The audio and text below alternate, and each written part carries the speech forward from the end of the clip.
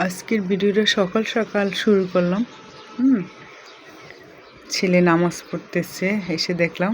আর এদিকে আমি চাউমিন বসায় রেখে গেছি।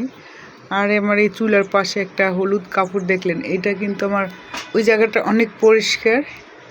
এটা একটা ঘাস কার্পেট দেওয়া ওই সাইডে, তা আবার ওই তৈল ছিট বেশি জন্য একটা কাপড় দিয়ে রাখছি, হ্যাঁ, যাতে আমার আর পরে আর সমস্যা না হয়, এই জন্য ভেবে দিয়ে রেখেছি। আর এখানে এসে খুঁজতেছি আমার ছেলে কোথায়, ওর রুমে নাই, এই যে আমার রুমে এসে কম্বল মুড়া দিয়ে ঘুমাইতেছে। আর আমি একটু এরকম রান্না রেখে মাঝে মাঝে হাঁপায়ে যাই, মানে গরম গরম লাগে। এই যে বারান্দায় চলে আসলাম।